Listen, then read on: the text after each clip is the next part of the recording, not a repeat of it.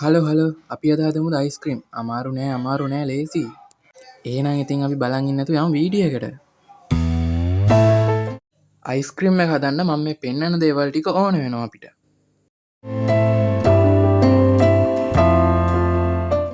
මම මුලින්ම බිස්කට් ටික අරගෙන ඒක දෙකට කඩාගෙන දාගන්නවා බෙන්ඩර් කප් එකකට මං ඉතින් මෙතනදි බිස්කට් 18ක් ගන්නවා හරිද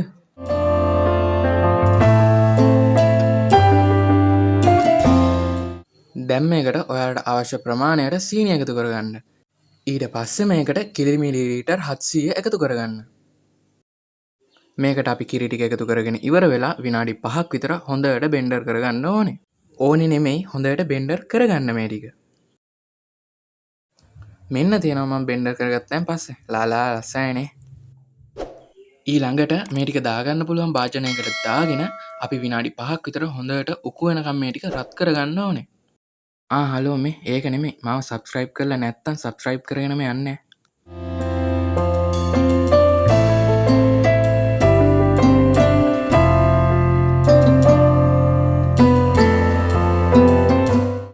මේක සාමාන්‍යයෙන් ඔය මැද්දෙන් බුබුලු දාන ගානට යනකම් හොඳට රත් කරගන්න ඕනේ මං ඉතින් දැන් පෙන්නන්නේ ඒක තමා ඔය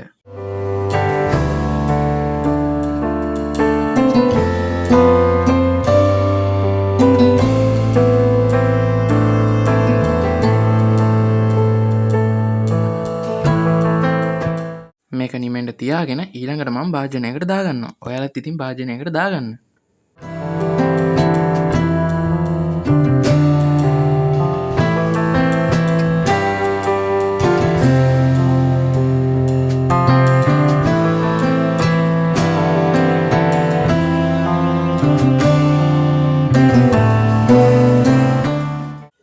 දැන් මම මේක ලන්ච් ෂීට් එකකින් වහගන්නවා. මම මේ පෙන්නන විදිහට ඇතුලේ ගෑවෙන විදිහට ඔයාලත් මේක ලන්ච් ෂීට් එකකින් වහගන්න ඕනේ.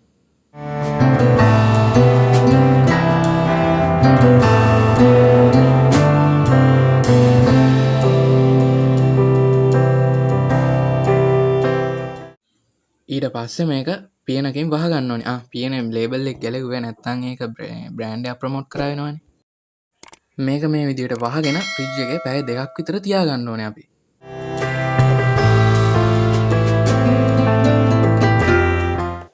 හරි ඉතින් මේ තියෙන්නේ ෆ්‍රිජ් එකේ පැය 2ක් තියලා ගත්තට පස්සේ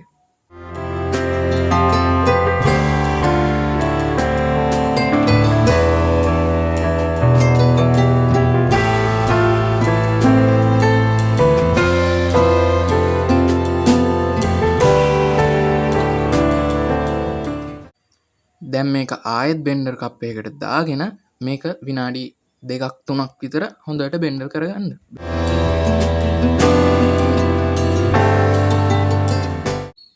මේ තියෙන්නේ ඉතින් බෙන්ඩර් කරගත්තයින් පස්සේ මේක ආයෙත් අර කප් එකටම දාගෙන සාමාන්‍යයෙන් පැය 12ක් විතර ෆ්‍රිජ් එකේ තියාගන්න.